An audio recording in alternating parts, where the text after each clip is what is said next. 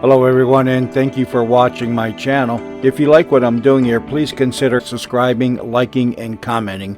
It would really help the channel out quite a bit. Thank you very much.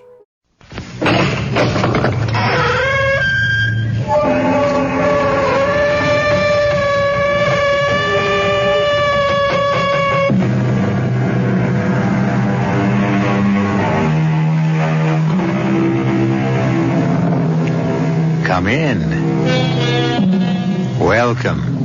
I'm E.G. Marshall. My tale is about murder, that crime of crimes. Shakespeare said, "Murder, though it have no tongue, speaks with most miraculous organ." And indeed, in this case, the murderer unwittingly convicts himself by saying too much. It is a story with surprising twists and turns, with double crosses on double crosses. Listen to a man being set up to murder. She's dying. Slowly. 10 years, the doctor said. Do you expect me to hang around in the background all that time, waiting for her to die? I'm not going to wait, Bill. Adrian, darling, listen to me. It's a simple decision you have to make, Bill. We'll be penniless. I'll have nothing. Not if she dies while you're still married to her. Not if she dies knowing nothing about me.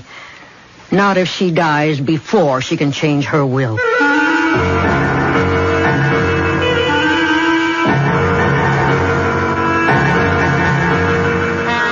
Our mystery drama, Turnabout is Foul Play, was written especially for the Mystery Theater by Sidney Sloan and stars Mason Adams and Vicky Vola.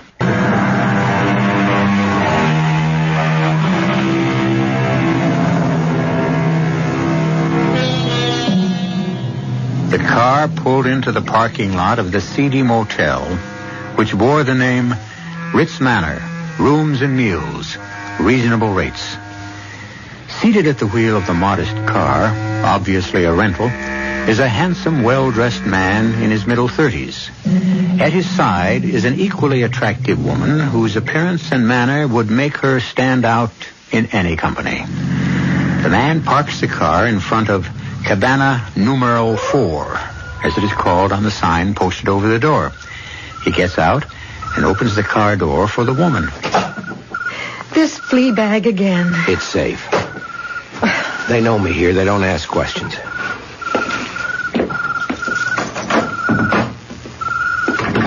Oh, good Lord, it's stifling in here. Turn on the air conditioning. Okay. It'll be cool in a few minutes. Should be some ice in the fridge. You want a drink? Thanks. I'll take it without adulteration. There you are.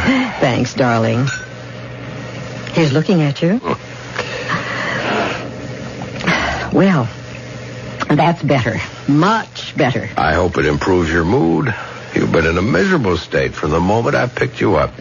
Do you blame me, Bill? Oh, come on, Adrian. Meeting in little out-of-the-way restaurants, going to cheap motels, hiding on side streets, scared stiff we might be seen together. It won't be forever. How long is forever? We've known each other for 2 years. No, not now. Not again. Are we going to rehash that old business? No rehash, Bill. We're going to decide what we must do. We can't put it off any longer. Divorce is out. Anne wouldn't stand for it. She can't keep you tied to her if you don't want to stay. Oh, yes, she can. It's all her money. All of it. I don't have a dime unless she gives it to me. Well, there's an answer to that, too. What? She's not well. You're her husband. You'll get it all when she dies. Well, if you mean waiting... You told me yourself that the doctor said... Dr. Richardson said she wouldn't recover, but he also said that it was the kind of illness that could go on and on. She could live another 10 years. Why? Why? It's the nature of her illness. I'm not talking about her illness. There are other ways. You're not actually suggesting... I'll give it to you cold and clear. 1, you're married to her. You love me. 2, she's ill, dying. But... Now, hear me out. She's dying, slowly. 10 years, you said. Do you expect me to hang around for 10 years? I won't wait, Bill. Adrian, darling, listen to me. It's a simple decision you have to make. Adrian or Anne? We'll be penniless. I'll have nothing. Not if she dies while you're still married. Not if she dies knowing nothing about me.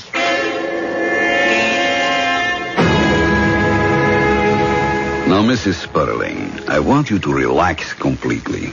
I want you to be receptive to my words. Yes, Doctor. But it is not my words which will cure you. You must cure yourself. Oh, but Dr. Lupescu, Dr. Richardson My dear said lady, that... I said I would not treat your case unless you gave me your full confidence. Has this Dr. Richardson held out any hope for you? No. He's been very honest with me. He told me that my time was limited. There, you see? Words like that can be destructive. They are negative and have no place in my work. You must think and feel positive. You are to get well. Yes, Doctor. Have you sent this Dr. Richardson away? Oh, that would be rather difficult. Why? Well, Dr. Richardson's been an old friend for many years. He'd be hurt. My dear lady, it is obvious that I have little influence on you. And if that is the case, I cannot do you any good. So, madam, I bid you goodbye. I shall not return. Oh, no, please. Oh, please don't go. You give me hope. I'll do anything you ask. You will obey me completely. Yes. Very well. I shall continue. If, however, I feel that you have the slightest doubt, I shall terminate our relationship immediately. There will be no second chance. I understand. And I agree. Very well. Now, I am going to put you to sleep. A gentle sleep. A healing sleep. Now, lean back. Relax. Relax completely. There, that is better. Now, concentrate on my eyes. Look deep into them. Deep. The world is receding. You can feel nothing. You can see nothing but my eyes.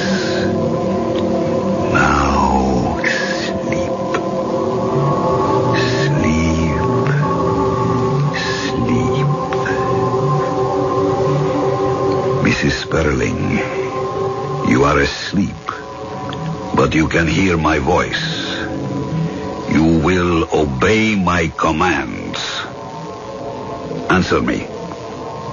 I will obey your commands.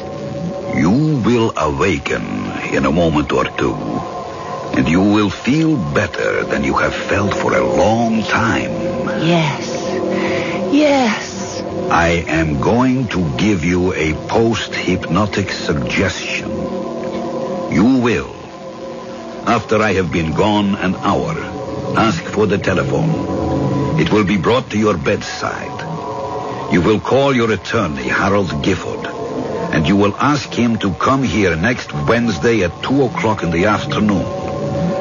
All you will say to him on the phone is that you wish to change your will. I'll tell you Wednesday morning how you will change your will.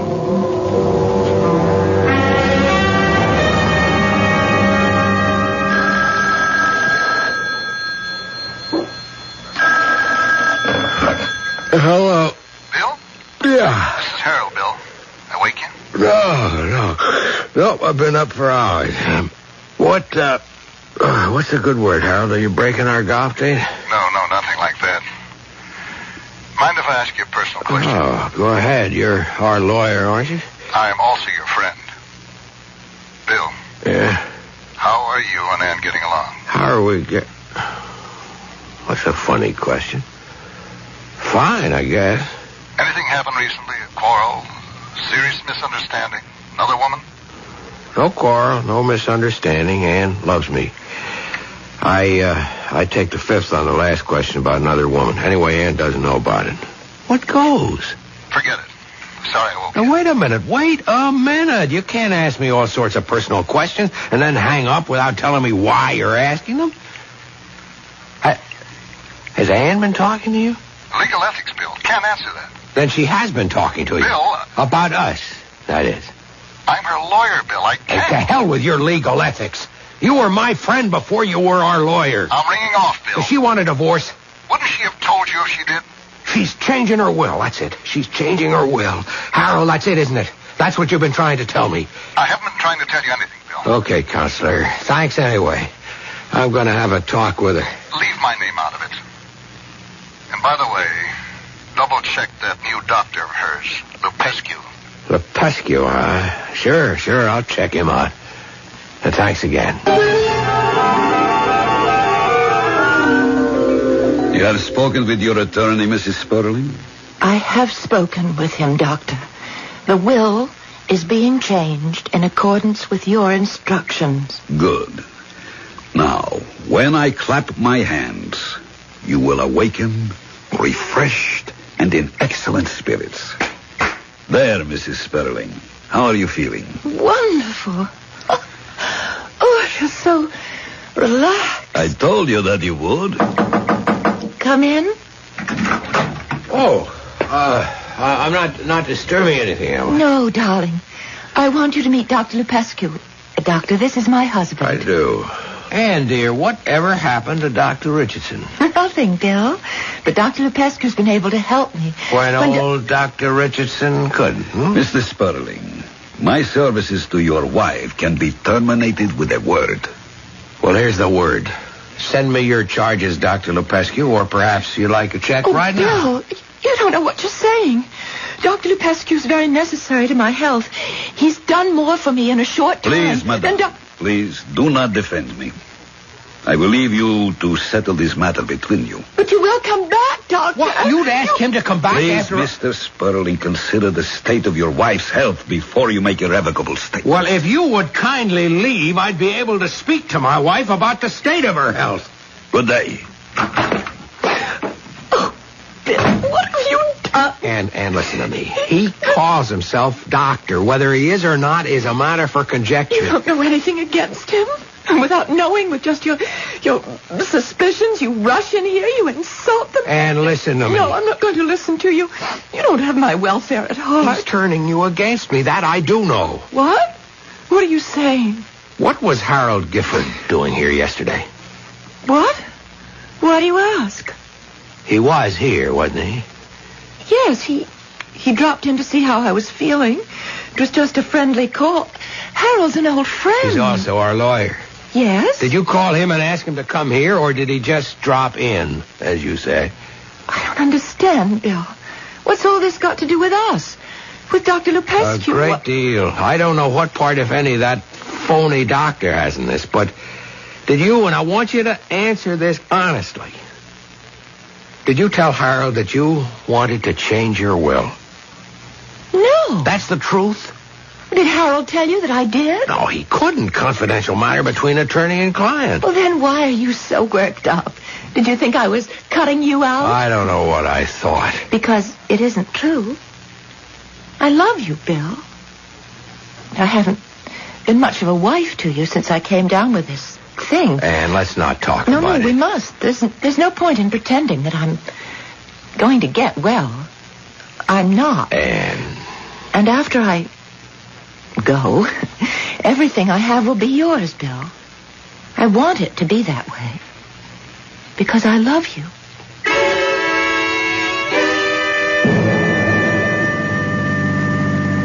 Penny for your thoughts, Bill. What? You've been so preoccupied. I'm sorry. Something bothering you? Yeah, plenty. Do you want to tell me?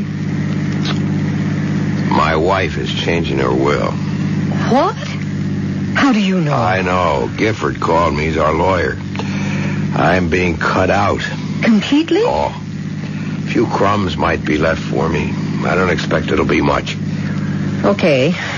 What's the next move? I've spoken to her. She denies everything. Can you believe her? I want to, but there's this new Dr. Lupescu. He seems to exert a very strong and a sinister influence. Listen, Bill. And listen carefully. She hasn't much longer. No, Adrian. Adrian, you're urging me to kill her, aren't you? You're telling me to commit murder. No, Bill. Not murder. What? An act of mercy. She's sick. A lingering illness. Wouldn't it be more humane to shorten her agony, her pain, the wait for death? Adrian, please. Okay. Let's consider it selfishly. I love you, and you love me. She stands between us. She's legally your wife. Divorce is impossible. No, it's not impossible. We just wouldn't have the money. I'd stop being a damn parasite and I'd get myself a job. A job? Don't make me laugh. At what? You've never done a thing in your life but play tennis, golf, or backgammon. So all you loved about me was the money I would get. No, Bill. But the money was one of the considerations. With the money out of the picture, it doesn't quite balance. Now let's stop fighting each other and start doing something constructive about it. What do you say, darling? Yeah. Let's go over the road again. Anne is dying. To help her is an act of mercy.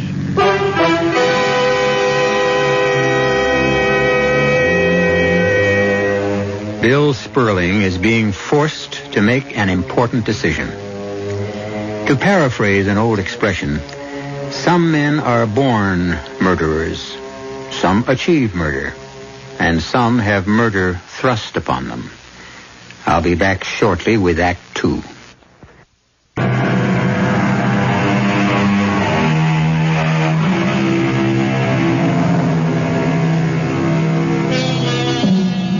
The die is cast. The game is set. A woman is to be murdered so that her husband and his friend can live happily ever after on her money. As yet, the marked woman is unaware of the fate in store for her. She calls her attorney and asks him to come to her bedside. You seemed very disturbed when you called me, Anne, but you were very evasive when I asked you what was bothering you. Well, I couldn't speak freely. The doctor was with me at the time. I want to talk to you about that doctor. Well, I won't listen to anything against him, Harold. Look, Anne, I'm not speaking as your attorney. I'm speaking as your friend. Lepescu is... Dr. Lepescu. Okay, Dr. Lepescu. Anne, he worries me. Why? He's only been your physician for a short time. 2 months. That's a very short time, don't you think, for you to be placing so much confidence in him? The way you hesitated. I know you were thinking of something else when you said confidence. Well, yes, I was. That guy may be after your money. Oh, Harold, I won't listen to this from you. Well, damn it, Anne, you are changing your will in his favor. Yes. And you've denied it when Bill questioned you. Have you? No, wait a minute. I've told him nothing, but he guessed what you had in mind. Well, I can't control his guessing. Why are you doing this, Anne? Why? Because Dr. Lepescu has great work to accomplish in this world, and my useless money can be the beginning of a great medical research foundation. Bunk. What? Unadulterated bunk. Oh, I'd stop that right now. Look, I've known you, and I've liked you for many years. Okay, I'm sorry. He's a great man. But what about Bill? Why are you cutting him off? I'm going to set up a trust fund that will make... I know. You told me, Anne. You're going to give him a handout, a modest little allowance. Enough to meet his needs. And no more. Harold, I think I must ask you if you intend to carry out my wishes. Sure. But I feel it my duty to... Your duty is to me, your client, to obey my wishes. If you're in your right mind, Anne. I assure you, I know exactly what I'm doing. Do you? Do you really?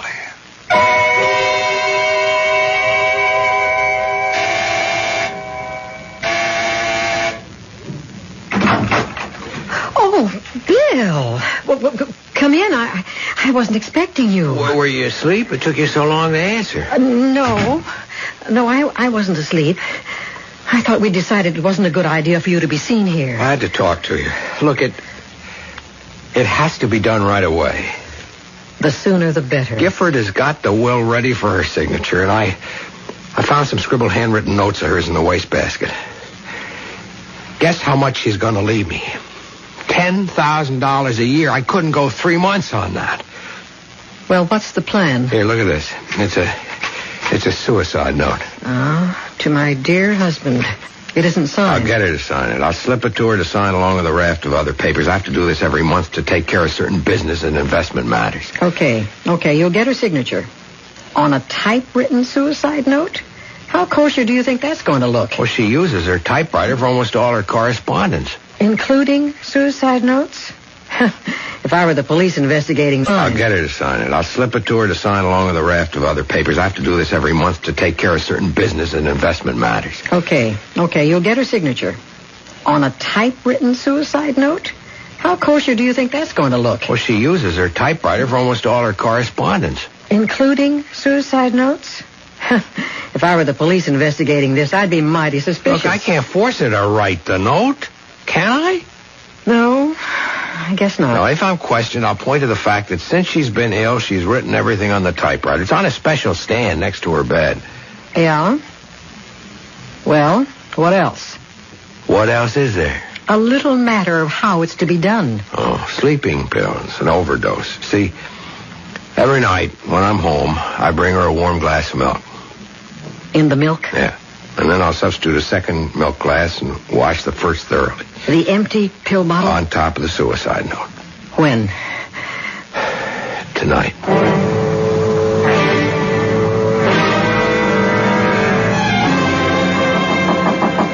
Yes? It's me and Bill. Oh, come in, Bill. Come in. I thought you might be asleep, dear. No such luck. You know the trouble I have getting to sleep. What a pleasant surprise. Oh, you brought me my milk. Just like old times. The good old times. Remember? Yeah, like old times. Henrietta's taken over your job. She's been bringing my bedtime milk. Yeah, I told her she wouldn't be needed tonight. Well, glad to see you back on the job. Would you like to take it now while it's nice and warm? Just set it down, dear. I'll drink it in a minute. I want to talk to you. That reminds me. It's first of the month. All those papers to sign. I got them here in my briefcase. In a minute. Let's talk. No. Business first, then conversation. Go and take a couple of seconds.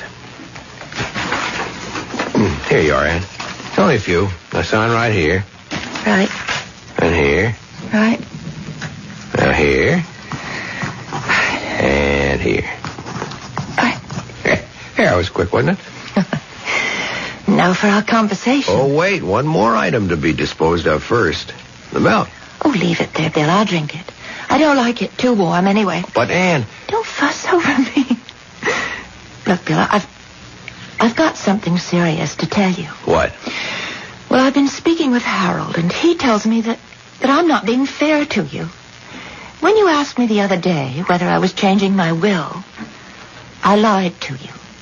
I don't know why I did, but something inside me made me lie. I suspected. And even speaking to Harold yesterday, I was suddenly and unaccountably angry when he mentioned you and said that what I was planning wasn't quite fair to you. Well, why are you telling me this now, Ann? I don't know.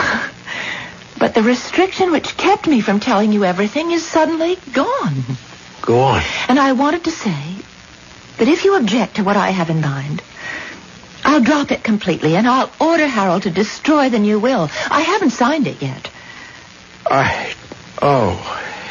Ann, you're too wonderful. You're too kind. I don't deserve your love. Oh, darling, I've never seen you like this. Oh, I've been a rotten husband to you. But I'm going to change. You'll see, I'm going to change. I'm going to be with you every hour of the day. I'll never leave your side. Darling. I love you. Bill. Darling.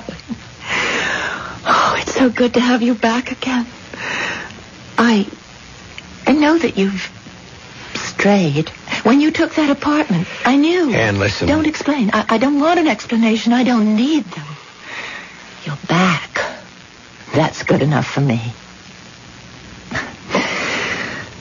Now it is getting late. It's long past my bedtime and time for my warm milk. No, give that glass to me. Darling, you've spilled it. No, it's no good. It's cold. Let me get you another glass. Don't bother. I'll sleep without it.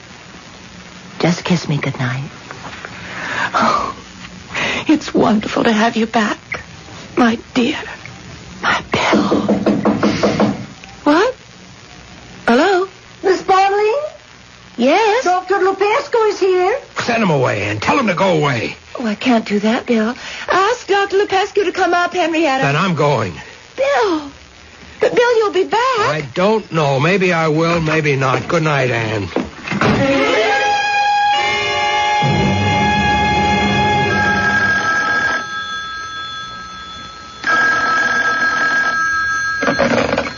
Yes? Adrian, I just came from the house. Yes? I'm afraid that I was interrupted and then... You didn't do it. You didn't? Answer me. No, everything went as I planned and then... Then you lost your nerve. You chickened out. All that money for us and you chickened out at the last minute. No, look, Adrian, you don't understand. She said that she would tell Gifford to destroy the new will. Destroy it? Are you sure? Yes. Has she signed it yet? No, she told me she hadn't signed it. Can you believe her? I believe her. But you said you were interrupted. By whom? By Dr. Lupescu. But I had already decided that I couldn't go through with it. You hadn't given her the milk? She tried to take and drink it, and I grabbed the glass. It spilled, but this was before Lupescu got there. And when he came, I left. How long ago did this happen? I don't know, 5 minutes, 10 minutes. I stopped at the first phone I saw to call you. You could go back. You could go back now. No, I couldn't go back. I don't know how I could have thought I could kill her in the first place. No. I guess I was asking too much of you. Look, I want to see you. No. We've got to talk. It's over. It's all over, lover boy.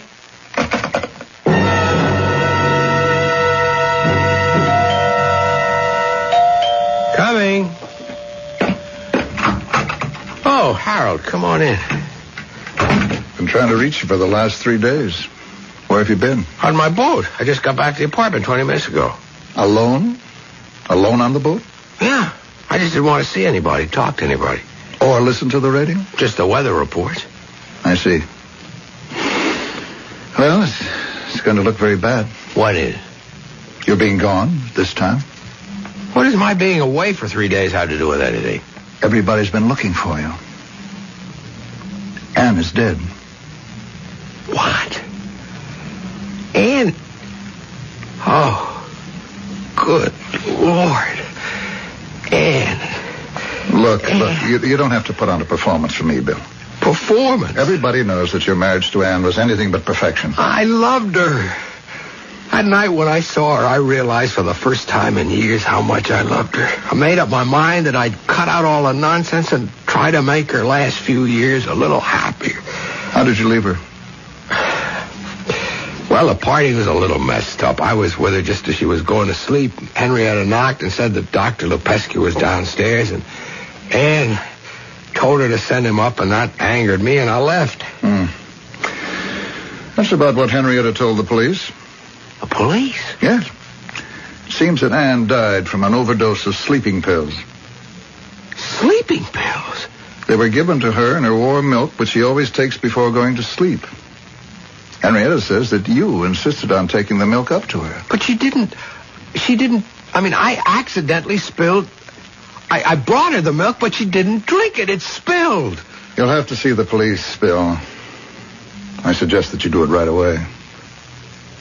You think that I killed her, don't you? Better try squaring this with the police, Bill. You're wasting your time on me.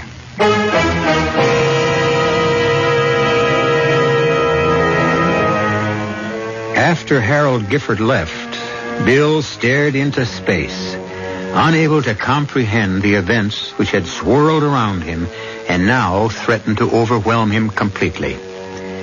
Anne's death was difficult enough for him to accept, but now he must face the police and their questions with the knowledge that despite his innocence, he must appear guilty to them. I'll be back shortly with Act 3.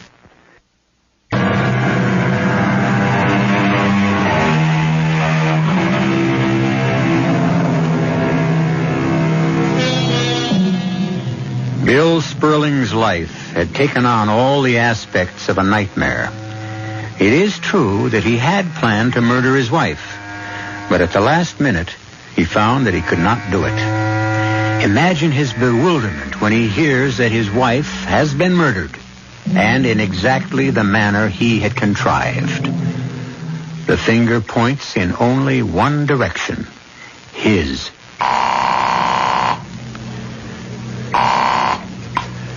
Hello? Adrian, Yes. I've got to see you. No, it's over.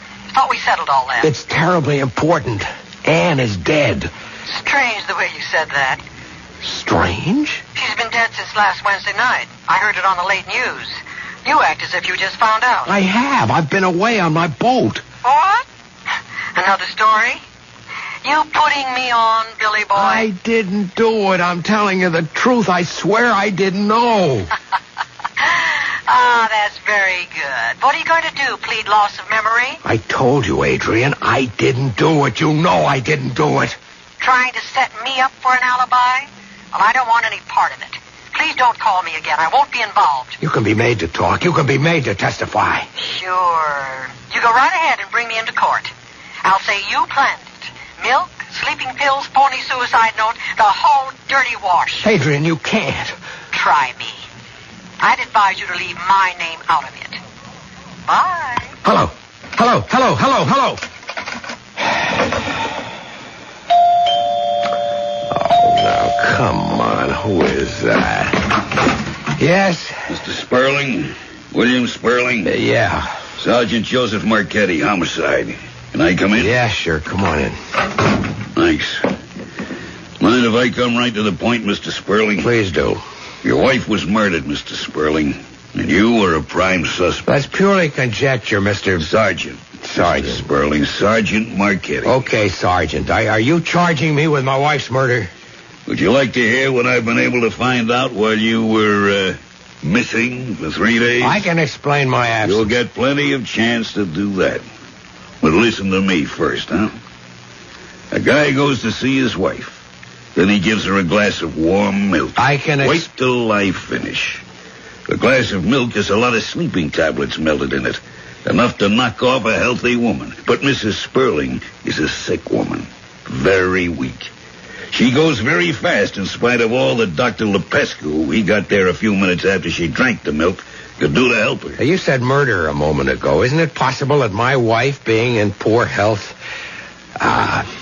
committed suicide? I'm glad you brought that up, Mr. Sperling. There was a suicide note. Well? We found it later. Yes. It was addressed to you.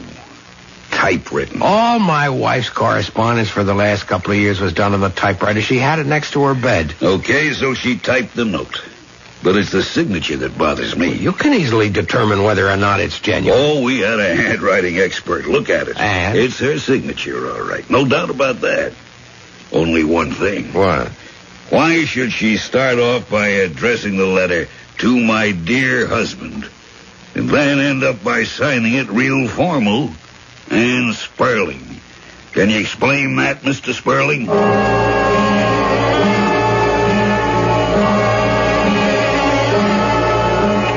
Harold. I don't want to see you, Bill. You've got to help me. No, find another attorney. I'm too busy. You're condemning me without listening to me. You could give me a few minutes. I'm an old friend, Harold. 5 minutes. I'll give you 5 minutes. Start talking. Okay. Now, look. I must tell you that when I came into Anne's room that night, I did so with the intention of killing her.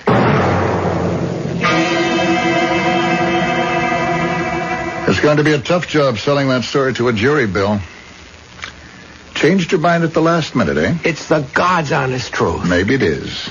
But they're going to think, if he didn't do it, who did? Lepescu. He came in right after I left. Why should he? He was going to get all our money. You're forgetting one very important thing, Bill. The will had not yet been signed by Anne. The only one to gain by her death would be you at that time. Yeah, why should he do it? All he had to do was wait. I don't get it. I mean, he knew that Anne hadn't signed the will. If he killed her, he wouldn't get a dime. Why should he do it? Bill, that's it. He kills Anne, but there's no motive. He's in the clear. And you're sunk. Yeah, but Harold... You come to trial. You're convicted. Life imprisonment. Yeah, but he still doesn't get the money. Yes, he can get it. He sues to have the will overturned. The intent of the new will, even if not signed, is for him to get the money. Any lawyer worth his salt could win this case. They'd call me for a witness, subpoena all the papers I prepared. Harold, you're right. He kills her to make it look like I did it to stop her from signing. Smart. Very smart. But now that we know, we may be able to trap him. Wait a minute. I just thought of something else. Was it just coincidence that he came to see Anne that night? Doctor seeing his patient? So late? Tell me, do you think it possible that he knew I was going to be there? That he came so that he would be taking no chances that I'd lose my nerve? Who would know that you were going to be there? I don't know. Maybe. Anyway, what about Lepescu? Here, I've got his number in my book. Let's see. Here, I have it. Bill, get on the other phone, quick.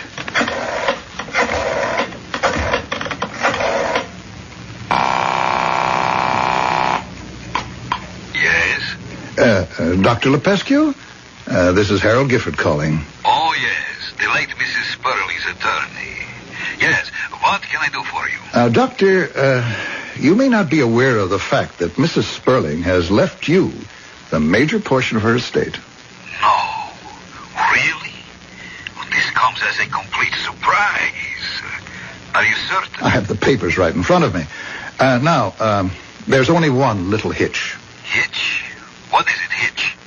Trouble. It seems that Mr. Sperling intends to take the matter to court to have the will thrown out. Thrown out? He can do that? Oh, I don't think so. Everything is perfectly legal. However, he can claim undue influence, pressure, etc., etc. One moment. Mrs. Sperling had signed the will? Oh, yes. That is not what she told me. What? I thought that you said... No, well, you see, doctors are privy to confidences, and Mrs. Sperling... Hadn't actually told you about changing the will, right? Well, I would say, yes. However... She had not told you that she had signed the new will. No. As a matter of fact, I was trying to dissuade her from making me the beneficiary. Well, you can refuse to accept it, you know. That would make Mr. Sperling's suit unnecessary. And he would get it? Oh, yes, he would very likely get everything. As a matter of fact, I understand the police have a witness who can completely exonerate Mr. Sperling. Oh, what is her name? I don't know her name, Doctor, but I suppose it is one of those false leads thrown out by the police to trap the real killer, wouldn't you say? Wouldn't you say, Doctor? Doctor? Yes, of course. One more thing. There are certain little legal formalities. I must have your signature on several documents, and... I can be in your offices at 3 tomorrow. 3 o'clock will be fine. Goodbye. Bill, I think we've knocked him off base. He's got an accomplice. And it suddenly occurs to me that I know her name.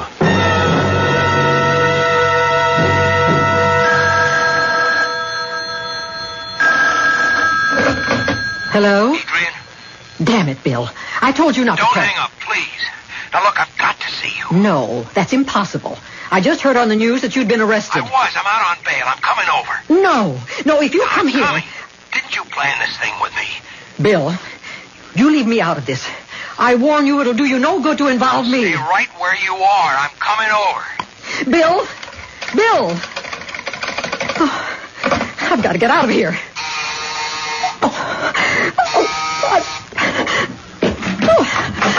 Well, my dear Adrian, where are you going? Frank, Bill just called. He'll be here in a few minutes. Oh, really?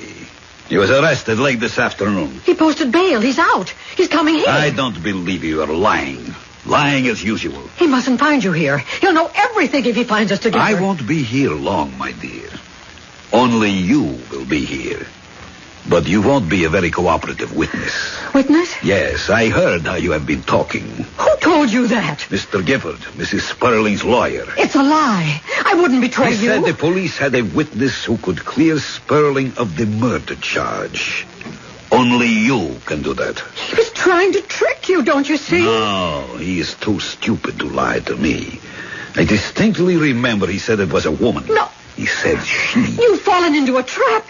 You've got to get out of here. I don't believe you. You've turned the tables on me. You've thrown in again with Sperling because you think he'll have the money. No. Don't move away, my dear. No, don't. The needle won't be painful. Don't, please. Please, you're wrong. Don't. Hold still. Don't. You can't run. You can't fly. Please. Ever again. Hey. You. Oh.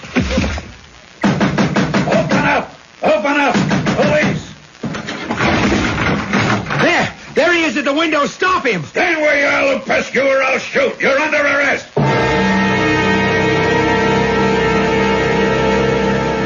And you'll be interested to know, Bill, that the DA has dropped all charges against you. You're free to do anything you please, go anywhere you please. Yeah. You're a very lucky guy. You got off easy. But you don't seem very happy. I'm not. Harold, I realize what a miserable character I am. Well, you'll get over it. The money will help you forget. About that money, Yeah. I want you to set up some sort of thing where it can be given away. Give it away in Ann's name, all of it. I see. What about you? Me? I'll make out. I'll make out.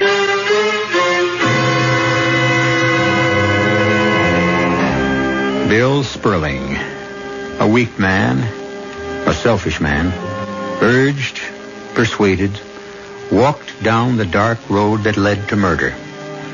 Only a last-second breath of decency deterred him from his purpose and made him realize that he almost killed the one person in the world he loved and who loved him. I'll be back in a moment.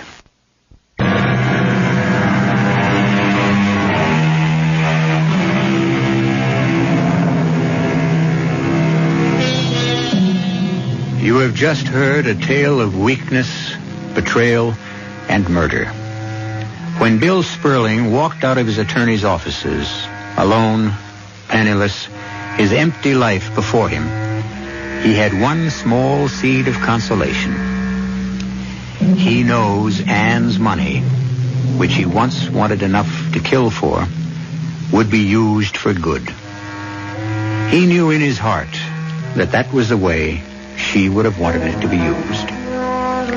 Our cast included Mason Adams, Marion Seldes, Vicky Vola, Jackson Beck, and Sid Sloan. The entire production was under the direction of Hyman Brown. This is E.G. Marshall inviting you to return to our Mystery Theater for another adventure in the macabre.